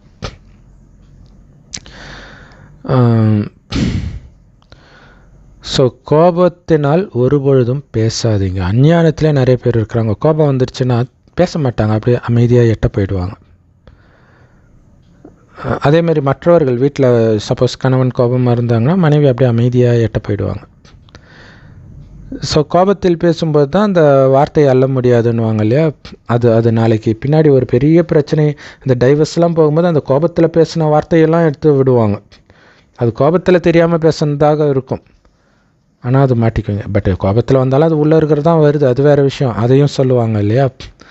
ஸோ அதுக்கு தான் உள்ளேயே அசுர குணத்தை, தப்பான எண்ணத்தை, நெகட்டிவான எண்ணத்தை போடாதீங்கன்னு பாபா சொல்கிறார். ஸோ யாராவது கோபப்படுறாங்க அப்படின்னா அந்த மனிதனுக்குள்ள கோபம்ன்ற பூதம் இருக்குது அப்படின்னு புரிஞ்சுக்கோங்க இல்லையா. கோபப்படுறாரு இல்லை, உள்ளுக்குள்ளே பூதம் பிரவேசம் ஆயிடுச்சுன்னு புரிஞ்சுக்கோங்கன்ற. ஸோ அப்போ அவங்க அந்த பூதத்தின் ஆண் பூதம் பெண் பூதமாக மாறிட்டாங்க, அரக்கன் அரக்கிகளாக மாறிட்டாங்க. ஸோ அந்த மாதிரி பூதம் இருக்கிறவங்க கிட்ட பேசாதீங்கன்னு சொல்கிறார். யாராவது கோபத்தில், ஸோ அப்போ அதுதான் அங்கே பெஸ்ட்டு வைத்தியம் இல்லையா. வலிப்பு வர்றவனுக்கு சாவியை கொடுக்கணுன்னுவாங்க. அது உண்மையிலே வேலை செய்யுமா தெரியாது. ஆனால் கோபம் வர்றவங்கக்கிட்ட நீங்கள் கூட பேசாமல் இருக்கிறது ரொம்ப முக்கியமானது. ஆனால் ஜென்ரலாக என்ன பண்ணுவோம், அந்த பேசுகிறதே நமக்குள்ளே கோபத்தை தோன்ற மாதிரி இருக்கும். நீங்கள் பாட்டுக்கு அமைதியாக இருக்கணும், அதுதான் முக்கியமான விஷயமே. ஆனால் திருப்பி நீங்கள் பேசுனீங்கன்னா டமால்னு அமைதியாகிற மாதிரிலாம் இதுக்கு முன்னாடி அஞ்ஞானத்தில் அனுபவம் பண்ணியிருப்பீங்க. அது ஒரு பெரிய சேலஞ்சாக இருக்கும். உங்களுக்கே தோணும், நான் இப்போ ஒரு கற்றுனா அமைதியாகிடுவாங்களேன்ட்டு. ஆனால் சேலஞ்ச் என்னென்னா இது தெரிந்தும் நீங்கள் அமைதியாக இருக்கணும்.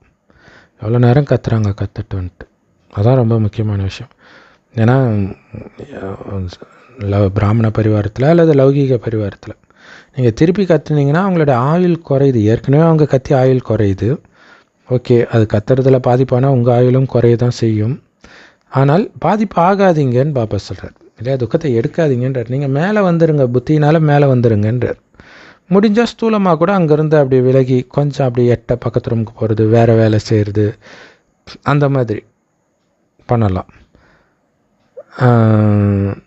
ஸோ எனக்கு தெரிஞ்ச லௌகீகத்திலே ஒருவர் அப்படி இருக்கிறார். லௌகீக உறவுலேயே என்ன பண்ணுவார் அப்படின்னா, அவங்க ஒய்ஃப் கத்துறாங்க அப்படின்னா திருப்பி கத்த மாட்டார். அப்போ தான் கடகடன்னு தொடப்பத்தை தூக்கிட்டு போய் தோட்டத்தெல்லாம் பெருக்க ஆரம்பிச்சிடுவார் இல்லையா. அதை கோபமாக வெளிப்படுத்துறதுக்கு பதிலாக அங்கே ஒரு காரியம் செஞ்சிட்டா மைண்ட் அமைதியாகிடுது இல்லை. ஏன்னா அங்கே இருந்தால் அது டென்ஷன் ஆகுது, போய் வேறு ஒரு வேலை செய்யலாம்ல. அது ஒரு மிக அற்புதமான யுக்தி. ஸோ அதான் பாபா சொல்கிறார், அந்த மாதிரி யாருக்குள்ள பூதம் இருக்குதோ அவங்கக்கிட்ட ஒருபொழுதும் பேசாதீங்கன்ற. ஏன்னா ஒருத்தர் கோபமாக பேசும் பொழுது எதிர நீங்கள் நின்னீங்கனாலே உங்களுக்குள்ளே அது பூந்துடும்ன்றார் அந்த பூதம். இல்லையா? ஒரு சென்டரில் இந்த மாதிரி ஒரு பிராமண ஆத்மா வந்து கோபமாக கத்துறாங்க. ஸோ அப்போ அங்கே ஒரு பிரதர் அப்போ தான் உள்ளே வராரு. வரும்போது கத்தத்தை பார்த்து, ஐயோ பூதம் வந்துடுச்சு, வாங்க ஓடி போயிடலாம் அப்படிங்கிறாரு. ஸோ ரொம்ப ஜாக்கிரதையாக இருக்கணும், ரொம்ப யுக்தியாக நம்ம பாதுகாத்துக்கணும். ஏன்னா நமக்குள்ளேயே பூதம் இருக்கும் இல்லையா? அதை சாகடிக்கிறதுக்குள்ளே இவங்க வேறு எழுப்பி விட்ருவாங்க. ஒரு படத்தில் டைலாக் வருமே, தேவர மகன் படத்தில், உனக்குள்ளே இருக்கிற மிருகம் எனக்குள்ளே தூங்கிட்டு இருக்கு. அது ஏன் தூங்கிட்டு இருக்குது? அதை சாவடித்து போடணும், அதை தட்டி எழுப்பிடாதேன்னு. தட்டினாலும் எழுந்திரிக்கூட, உயிரோடு இருந்தால் தானே எழுந்திரிக்கிறதுக்கு. ஸோ அப்படி பண்ணணும், அதுதான் நம்மளுடைய சவால். ஸோ பாருங்க, ஒருத்தர் கோபமாக பேசினா அந்த பூதம் இன்னொருத்தருக்குள்ளேயும் பூந்துக்கிட்டு 2 பூதமும் சேர்ந்து சண்டை போடுதுன்றார். இதை நினச்சி பார்க்கும்போதே நமக்கு காமெடியாக இல்லை? 2 பூதம், அந்த அது பேர் என்ன, டைனோசர் படம் ஜுராசிக் பார்க் இல்லையா? 2 டைனோசராக அடிச்சிக்கிற மாதிரி காட்டுவாங்க கடைசியில். அந்த மாதிரி 2 பூதம் அடிச்சிக்குதுன்றார்.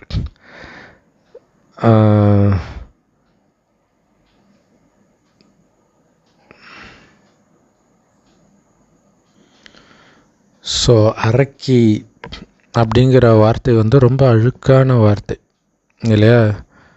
அவன் ஒரு அரக்கம்பா அப்படின்னு சொல்லுவாங்க இல்லையா? எந்த நேரமும் கோபப்பட்டுட்டு இருக்கிறவன், ஒரு சைக்கோ மாதிரி பிஹேவ் பண்ணுறோன்னு. ஸோ அது மாதிரி பெண்களும் இருக்கிறாங்க. அது ரொம்ப அழுக்கான வார்த்தைன்றார் அந்த அந்த ஒரு உச்சரிப்பே. ஸோ அதனால் அந்த மாதிரி நபர்கள்கிட்டேருந்து விலகியே இருங்க.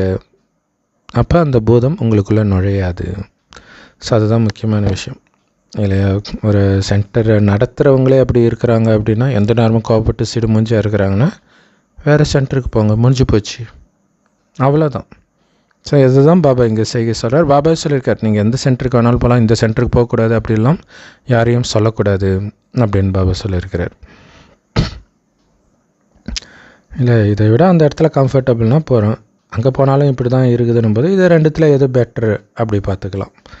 சரி, மொத்தத்தில் இந்த மாதிரி நபர்கள் பக்கத்தில் இருந்தால் உங்களுக்குள்ளே அது பிரவேசமாயிடும் அப்படின்னு சொல்லுவாங்க. ஸோ அது பெரும்பாலும் பார்த்திங்கன்னா அந்த மாதிரி எந்த சென்டர்லலாம் இருக்கிறாங்களோ அங்கே சங்கர் பார்ட்டி ஓஹோன்னு வளரும். ஏன்னா அந்த மாதிரி அதுதான் டார்கெட். எந்த இடத்துல அப்படி இருக்கிறாங்களோ அங்கே தான் சங்கர் பார்ட்டி வரும். இதோ இப்போ ஒருத்தவங்க வந்திருக்கிறாங்க இல்லையா, ஓம் மண்டலி, அவங்க வருவாங்க. ஸோ இவங்களாம் ஜோராக வளர்கிறாங்கன்னா அங்கே இருக்கக்கூடிய சென்டரில் ஏதோ சம்திங் ராங்கு அப்படின்னு புரிஞ்சுக்கலாம். யாரோ ஒருத்தர் இந்த மாதிரி அரக்கியாக இருக்கிறாங்கன்னு புரிஞ்சுக்கலாம். ஸோ அந்த மாதிரி பூதத்துக்கு முன்னாடி நிற்காதீங்க, இல்லாட்டினா அது உங்களுக்குள்ளே பிரவேசமாயிடும். பாபா உங்களுக்குள்ளே இருக்கக்கூடிய அசுர குணங்களை நீக்கிறதுக்காகத்தான் வந்திருக்கிறார். தெய்வீக குணங்களை தாரணை பண்ண வைக்கிறதுக்காக வந்திருக்கிறார். அப்படி இருக்கும்போது நீங்களே போய் அசுர குணத்தை ஏற்றிட்டு வர்றதா இல்லையா? அஞ்ஞானிகளுக்குள்ளே பேய் பிரவேசமாகுது, ஆனால் இங்கே இந்த பூதம் பிரவேசமாகிடுது. ஏன்னா இந்த பூதம்லாம் உள்ளேயே வேற இருக்குது, டக்குன்னு வந்துடும். இல்லாட்டினா கூட கொஞ்சம் கொஞ்சமாக வந்துடும், ஆத்ம சக்தி இழந்திருக்கனால. அதனால் ரொம்ப ஜாக்கிரதையாக இருக்கணும் அப்படின்னு பாபா சொல்கிறார். பாபா சொல்கிறாரு, நான் உங்களை தெய்வீக குணங்கள் தாரணை பண்ண வைக்கிறதுக்காக வரேன், உங்களை தேவதையாக்குறதுக்காக வந்திருக்கிறேன். தெய்வீக குணங்களை தாரணை பண்ணி தேவதையாக்குறதுக்காக வந்திருக்கிறேன். நீங்கள் தெய்வீக குணங்களை தாரணை பண்ணிட்டு இருக்கிறீங்க அப்படின்னு உங்களுக்கு தெரியும். தேவதைகளுடைய சிலைகள் உங்கள் முன்னாடி இருக்குது.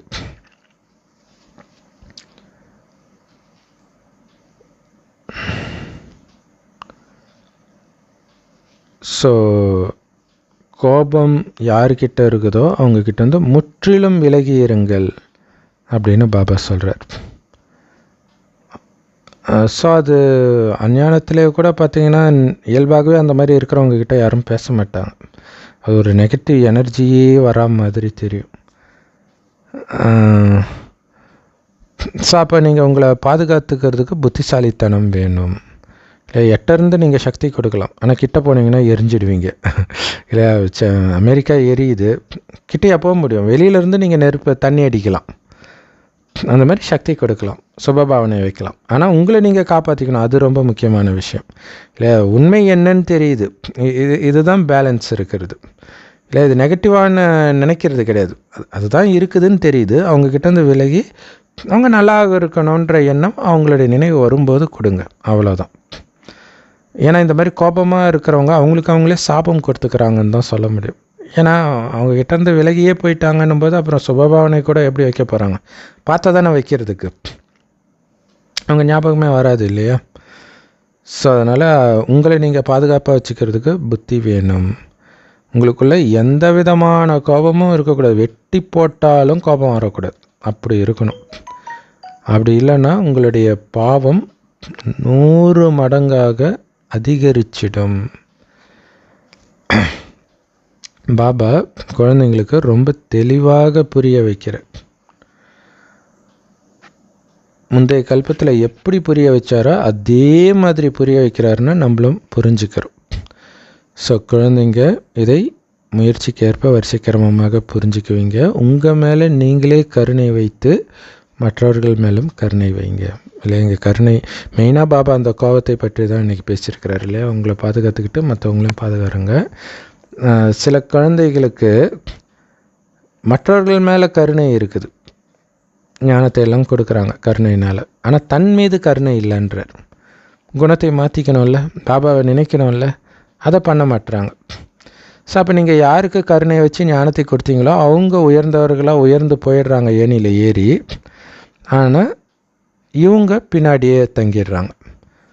இவர்கள் விகாரத்தை வெல்வது கிடையாது, ஆனால் மற்றவர்கள்கிட்ட மட்டும் விகாரம் பாவம் அப்படின்னு புரிய வைக்கிறாங்க. ஸோ இதை கேட்குற மற்றவர்கள் அந்த விகாரத்தை வென்றுடுறாங்க. இந்த மாதிரி அதிசயம்லாம் கூட இந்த ஞானத்தில் நடக்குது. நல்லது. ஸோ அற்புதமான முரளி கொடுத்த அன்பான பாப்தாதாவுக்கு அன்பு நினைவுகள் மற்றும் காலை வணக்கம். பாபா சொல்கிறாங்க, இந்த ஞானத்தை நல்லா சிந்தனை பண்ணிக்கிட்டே இருங்க. ஞானத்தை சிந்தனை பண்ண பண்ண ஞானக்கடலை கடைய அதீந்திரிய சுகத்தில் இருப்பீங்க. ஸோ யாருக்கிட்டையும் கடுமையாக பேசக்கூடாது. அப்படி யாராவது கடுமையாக பேசுகிறாங்கன்னா அவங்கக்கிட்டேருந்து விலகி போயிடுங்க. இல்லையா? பற்றியா நான் திட்டினதில் ஓடி போயிட்டான், நம்ம எதுக்காக ஓடி போகணும்னு நமக்கு தான் தெரியும் இல்லையா? இல்லாட்டினா உங்களுக்குள்ளே அந்த பூதம் வந்துடும். நான் தேவதை ஆகணும், நான் என்ன இங்கே அசுரனா இங்கேயாவா இருக்க போகிறேன், அதனால் எட்ட போயிடணும். ஸோ கடவுளுடைய வாரிசாகணும்னா முதல்ல கடவுளை நீங்கள் வாரிசாக்கணும். ஸோ அது ஒரு முக்கியமான பாயிண்ட் இன்றைக்கி சொன்னார் இல்லையா? புத்திசாலிகளாகி உங்ககிட்ட இருக்கிற எல்லாத்தையும் பாபா கிட்ட ஒப்படைச்சிடுங்க. அப்படின்னு அர்த்தம், அதன் மீது உள்ள பற்றை நீக்கிடுங்க. அதுதான் முக்கியமான விஷயம் இல்லையா? பாபா கிட்ட கேட்டு ஒரு விஷயத்தையும் நீங்கள் பண்ணுறீங்கனாலே பாபா கிட்ட நீங்கள் கொடுத்துட்டீங்கன்னு அர்த்தம் இல்லையா? ஸோ இந்த விஷயம் ஒரு விஷயமும் கடவுள்கிட்ட கேட்குறது பைபிளில் இருக்கும். அப்படி கேட்காம போகிறது ஒரு பெரிய பாவமாகலாம். நிறைய கதை வரும். உதாரணத்துக்கு அந்த மனைவி இப்ராஹிமுக்கு குழந்தை இருக்காது, இப்ராஹிமுக்கும் மனைவிக்கும். ஸோ அப்போ அவங்க மனைவியை அவங்க வேலைக்காரியோட குழந்தை பெற்றுக்க சொல்கிறாங்க. அவனும் அதே மாதிரி பெற்றுக்கிறான். அதுக்கப்புறம் 100 வயசில் அவனுடைய மனைவி சாராளுக்கு குழந்தை பிறகுது. குழந்தை பிறந்த பிறகு இந்த குழந்தையே ஏற்கனவே பிறந்த அந்த வேலைக்காரியோட குழந்தை நக்கல் பண்ணுறதை பார்த்து கோபம் வந்துடுது. கோபம் தானே, இந்த குழந்தைக்கா என்னுடைய சொத்தெல்லாம் கிடைக்கிறது, இந்த குழந்தையும் அவங்க அம்மாவையும் தூக்கிட்டு போய் வெளில விட்டுட்டு வா அப்படின்ட்டு அவங்க மனைவி சொன்னோடனே கணவனுக்கு ஒன்றுமே புரியாது, என்னடா இப்படி அரக்கியாக இருக்கிறாளேன்ட்டு. அப்போ கடவுள் சொல்கிறாரு, உன் மனைவி சொல்கிறதே செய்யின்ட்டு. ஸோ அப்போ கடவுள்கிட்ட வழி கேட்குறீங்களா, அதுதான் விஷயம். ஸோ அதில் 1000 நன்மை இருக்கும், நமக்கு தெரியாது. கடவுள் சொல்கிறாரா, கண்ணை மூடிட்டு பண்ணணும். அப்போ நீங்கள் எப்போ கேட்பீங்க? இது எல்லாமே அவரோடதுன்னு நினைத்தால்தான் அவர்கிட்ட கேட்பீங்க. அவர்கிட்ட கேட்காம எதையும் பண்ண மாட்டீங்க. ஸோ உங்கள் மீது முழு கருணை வையுங்கள். மற்றவர்கள் மேலேயும் கருணை வைக்கணும், ஞானத்தை கொடுக்குறீங்களே அதே மாதிரி உங்கள் மேலும் கருணை வைத்து விகாரத்தை முற்றிலுமாக நீங்கள் வெல்லணும். செம பவர்ஃபுல்லான வரதானம், ஸ்லோகன் மற்றும் அவ்யக்த பயிற்சி. சபாப்தத்தை சொல்கிறாங்க, உங்களுடைய உயர்ந்த நிலையில் நிலைத்திருந்து விலகி சாட்சியாளராக பார்த்து அனைத்து ஆத்மாக்களுக்கும் சக்தி கொடுத்து பாபாவை மாதிரி நீங்களும் ஃபரிஸ்தா ஆகுங்கள். அதுக்கு விளக்கம், எப்பவுமே உங்களை நிராகார ஆத்மான்னு புரிஞ்சுக்கோங்க சும்மா இருக்கும்போதெல்லாம். பிறகு ஏதாவது வேலை செய்கிறீங்க, நடக்கிறீங்க, சுற்றுறீங்க அப்படின்னா உங்களை அவ்யக்த ஃபரிஸ்தான்னு நினச்சிக்கோங்க. ஸோ அவ்யக்த ஃபரிஸ்தாவுடைய வேலை என்ன? சக்தி கொடுத்துக்கிட்டே இருக்கிறது. ஸோ அப்போ அந்த காரியத்தில் உங்களுடைய கவனம் போயிடக்கூடாது இல்லையா? ஸோ அதனால் நான் மேலேருந்து சக்தி கொடுத்துக்கிட்டே இருக்கிறேன் அப்படின்னு புரிஞ்சுக்கிட்டிங்கன்னா தொடர்ந்து உங்களுடைய புத்தி மேலேயே இருக்கும், பறந்துக்கிட்டே இருப்பீங்க. இந்த பூமி சார்ந்த விஷயத்தையே புத்தி நினைக்காது. ஸோ அதுதான் மிக உயர்ந்த நிலை. அந்த உயர்ந்த நிலையில் இருக்கிறவங்கள தான் ஃபரிஸ்தான்னு சொல்ல முடியும். இல்லை கீழே வர கிடையாது, பறந்துக்கிட்டே இருக்கிறது, எல்லோருக்கும் சக்தி கொடுக்கறதும், தன்னை ஆத்மாவாக அல்லது ஃபரிஸ்தாவாக நினைவு செய்கிறது, அந்த உணர்விலே இருக்கிறது தான் மிக உயர்ந்த நிலை. அவங்கள தான் ஃபரிஸ்தான்னு சொல்ல முடியும். இந்த ஸ்தூல உலகத்தில் எது வேணாலும் நடக்கட்டும், அம்மா சாவட்டும், அப்பா சாவட்டும், சொத்து போகட்டும், இயற்கை சீற்றம் ஆகட்டும், எது வேணாலும் ஆகட்டும், விலகி சாட்சியாளராக பாருங்கள். இல்லையா? அது சூப்பராக இருக்கும். விலகி சாட்சியாளராக பார்க்குறது. நிறைய விஷயங்கள் அது தானாக தானே நடக்குது. நீங்கள் ஒரு இடத்துக்கு போகிறீங்க, ஒரு வேலை செய்யணும்போது சரி போவோம் அப்படின்னு போவீங்க. அதுக்கப்புறம் அதை என்ன நடக்குது அப்படிங்கிறத நீங்களாக விலகி பார்க்கும்போது அந்த பதற்றமே இருக்காது. அது நடக்குது, நம்ம பார்க்குறோம், அவ்வளோதான். அதே மாதிரி மற்றவர்களையும் மற்றவர்களுடைய பாகத்தையும் விலகி சாட்சியாளராக பாருங்கள். அவர்களுக்கு சக்தி மட்டும் கொடுத்துக்கிட்டே இருங்க. உங்கள்கிட்ட குறை இல்லாட்டினாலும் சக்தி கொடுங்க. குறை இருந்துச்சுன்னா என்ன குறை இருக்குதோ அந்த குறை சரியாகணும்னு சுப பாவனையோட சக்தி கொடுங்க. இல்லையா? சக்தி கொடுத்துக்கிட்டே இருக்கணும், அதுதான் முக்கியமான விஷயம்.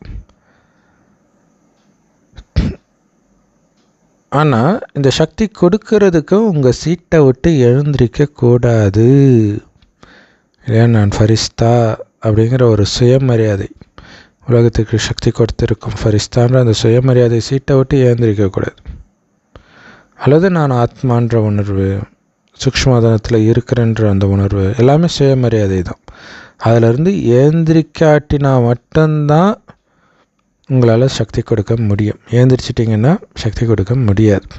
ஏந்திச்சிட்டிங்கன்னா என்ன அர்த்தம்? சுற்றி இருக்கிற விஷயத்தில் மாட்டிக்கிட்டீங்க, புத்தி அதுக்குள்ளே போயிடுச்சுன்னு அர்த்தம். ஸோ உங்களுடைய உயர்ந்த நிலையில் நீங்கள் ஸ்திரமாக நிலைத்திருங்கள். பிறகு உங்களுடைய உள்ளுணர்வும் உயர்ந்ததாக இருக்கும், உங்களுடைய பார்வையும் உயர்ந்ததாக இருக்கும்.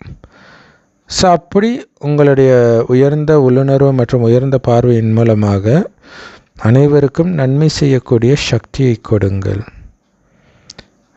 ஒரு குழப்பமான மனநிலையிலிருந்து கொடுக்கக்கூடாது. இல்லையா? நமக்குள்ளே குழப்பம் இல்லாமல் இருந்தால் தான் அந்த சக்தியே போகும், வேலை செய்யும். அதுக்கு நீங்கள் உயர்ந்த நிலையில் இருக்கணும், பரந்தாமத்திலேயோ சூக்ஷ்மோதனத்திலேயோ இருக்கணும். அதே மாதிரி உங்களுடைய உள்ளுணர்வும் மிக உயர்ந்ததாக இருக்கணும், பார்வையும் உயர்ந்ததாக இருக்கணும். அப்போ தான் நீங்கள் மற்றவர்களுக்கு நன்மை செய்கிற உள்ளுணர்வோடு சக்தியை கொடுக்க முடியும். நீங்களே குழப்பமாக இருந்தால் எப்படி சக்தி கொடுக்க முடியும்? ஸோ அப்படி நீங்கள் உயர்ந்த நிலையில் நிலைச்சி இருக்கிறது, உயர்ந்த உள்ளுணர்வில் இருக்கிறது, இப்படி இருந்தால் மட்டுமே எப்படிப்பட்ட வாயுமண்டலத்திலும் நீங்கள் பாதுகாப்பாக இருக்க முடியும். ஸோ பாபா பிரம்ம பாபா மாதிரி அவ்யக்த ஃபரிஸ்தா ஆகணும் அப்படிங்கிற வரதானமும் உங்களுக்கு பிராப்தியாக கிடைச்சிடும். ஸோ நீங்கள் பண்ண வேண்டியதெல்லாம் விலகி சக்தி கொடுத்துக்கிட்டே இருக்கணும். விலகி சாட்சியாக பார்க்கணும். சாட்சியாக பார்க்கணுன்றதை அவங்க என்ன சொல்கிறாங்கன்னு கேட்குறது கிடையாது. அவங்க சொல்கிற பாஷையே எனக்கு புரியாது, அப்படி பார்க்குறது. பார்த்து சக்தியை மட்டும் கொடுக்கணும், அதில் மட்டும் நீங்கள் கவனம் கொடுத்துட்டு இருக்கணும். ஸோ அப்படி இருக்கிறதுனால தான் நமக்கும் பாதுகாப்பு, மற்றவர்களுக்கும் நாம் சக்தி கொடுத்து பாதுகாக்க முடியும். ஸ்லோகனில் பாபா சொல்கிறாரு, நினைவின் சக்தியின் மூலமாக உங்களுடைய துக்கத்தை கூட சுகமாக மாற்றுங்க, அசாந்தியை கூட சாந்தியாக அமைதியாக மாற்றுங்கள். இல்லை, கைகத்தில் எல்லாமே துக்கத்தை தான் கொடுத்துட்டு இருக்குது. ஆனால் நான் பாபா நினைவில் இருக்கும்போதே ஆனந்தமாக இருக்கும். நினைவிலிருந்து போக போகிறது சொர்க்கத்திற்கு. அதை நினைக்கும்போது இன்னும் ஆனந்தமாக இருக்கும். அதுதான் நினைவின் பலத்தினால் துக்கத்தை சுகமாக்குங்கள், அசாந்தியை சாந்தியாக்குங்கள் அப்படின்னு பாபா சொல்கிறார். ஸோ இன்றைய மனச சேவையில் பாபா சொல்கிறாரு, நீங்கள் எந்த இடத்துல வேணாலும் உட்காந்துக்கிட்டு உங்களுடைய தூய்மையான உள்ளுணர்வின் மூலமாக உயர்ந்த சுப பாவனை மற்றும் உயர்ந்த உள்ளுணர்வு மற்றும் உயர்ந்த வைப்ரேஷன் மூலமாக எந்த இடத்துக்கு வேணும்னாலும் உங்களால் சக்தி கொடுக்க முடியும். ஒட்டுமொத்த உலகத்துக்கு கூட உங்களால் கொடுக்க முடியும். ஸோ அதுக்கு என்ன பண்ணணும், எப்போவுமே லைட் ஹவுஸ் மைட் ஹவுஸாக இருக்கணும். லைட் ஹவுஸ் வந்து சுற்றிக்கிட்டே சக்தி கொடுத்துக்கிட்டே இருக்குது இல்லை நைட்டெல்லாம். அந்த மாதிரி இந்த கலியுக இரவில் எல்லோருக்கும் சக்தியை கொடுக்கக்கூடிய லைட் ஹவுஸாக இருக்கணும். ஸோ அதனால தான் சூக்ஷ்மோதனத்துக்கு வர சொல்கிறார். ஸோ அது உயர்ந்த இடம் இல்லையா. ஸோ நமக்கு வர பிரச்சனையில் இருந்தால் தப்பிச்சு போயிடுவீங்க, அங்கேருந்து நீங்கள் சக்தியும் கொடுக்க முடியும். ஸோ அதனால் இந்த சேவை பண்ணுறதுக்கு எனக்கு வசதி வாய்ப்பே இல்லை, சான்ஸே கிடைக்கல, நேரமே இல்லைன்னு சொல்லவே முடியாது. இல்லை, எது பண்ணாலும் பாபாவுடைய நினைவிலே இருந்து பண்ண போகிறீங்க, அவ்வளோதான். ஒரு ஃபரிஸ்தான் புரிஞ்சுக்கிட்டு நினைவு பண்ண போகிறீங்க.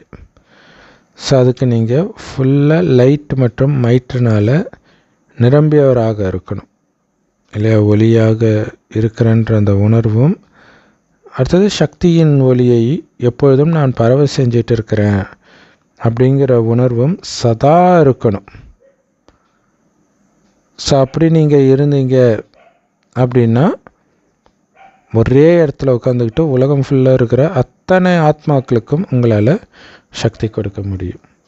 ஓம் Shanti. Love you Bap Dada. Thank you Bap Dada. குஷியாக இருங்க, குளிர்ச்சியாக இருங்க.